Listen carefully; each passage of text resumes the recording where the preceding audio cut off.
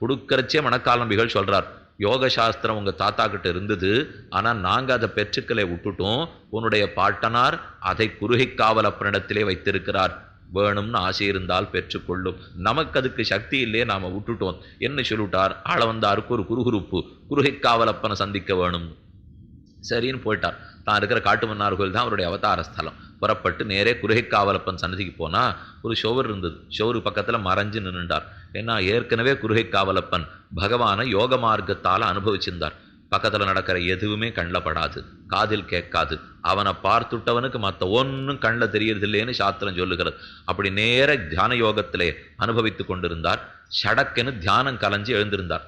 இவர் அவரை தொந்தரவு பண்ண வேண்டாங்கிறதுக்காக ஓரமா நின்றுட்டு இருக்கார். ஆனா தியானம் கலைஞ்சு எழுந்திருந்து, சொட்டை குலத்திலே உதித்தார் இங்கு ஆரேனும் வந்தாருண்டோ என்று கேட்டார். சொட்டை குலம்ங்கிறது நாதமுனிகளுடைய குலம். நாதமுனி குலத்திலே பிறந்தவர் இங்கு ஆறானும் வந்திருக்கீடான்னு கேட்டார். ஆள வந்தார், அடியேன் நான் இந்தேன்னு சொல்லிட்டு முன்னாடி போய் நின்றார். போனவர் பிரார்த்திக்கிறார், எதற்கு வந்தீர்? குருகைக்காவலப்பன் கேட்டார். அடியேன் எதுக்கு வந்தேன் அப்புறம் சொல்றேன். நீ தியானத்தில் இருக்கிறச்சே தொந்தரவே பண்ணக்கூடாதுன்னு சத்தமே போடாத நான் நின்றுண்டேன். நான் வந்தேங்கிறத நீர் எப்படி கண்டுபிடித்தீர் அப்படின்னு ஆள வந்தார். அவரை பார்த்து கேட்கிறார். எனக்கு பக்கத்துல நடக்கிறதெல்லாம் தெரியாது, ஆனா நான் தியானத்துல எந்த பெருமாளை அனுபவிச்சிருந்தேனோ அவர் எப்பவும் என்னையே தான் அனுபவிப்பர்.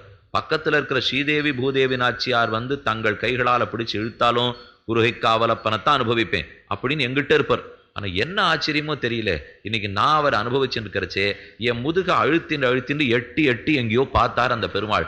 அப்ப எனக்கு புரிஞ்சு போச்சு, நம்மாழ்வார் அனுகிரகம் பெற்ற நாதமுனிகள் குலத்திலே பிறந்தவன் வந்திருக்க வேண்டும். இல்லைன்னால் நம்மாழ்வாரை தவிர மற்றொருத்தரிடத்துல இத்தனை காதல் பகவானுக்கு வராது. ஆழ்வார் அனுமதி பெற்று அவர் அனுகிரகம் பெற்றவர் நாதமுனிகள். அவர் வம்சத்துல உதித்ததுனாலதான் ஆள வந்தார். நீர் எங்கேயோ வந்திருக்கணும் என்று தெரிந்து கொண்டு கேட்டேன்னா தன்யோஸ்மின்னு பெறுவதற்கு பிரார்த்தித்தார். அப்படி அது கிடைக்கலன்னு வச்சுங்க. ஏன்னா அன்னைக்கும் அவருக்கு கிடைக்கல.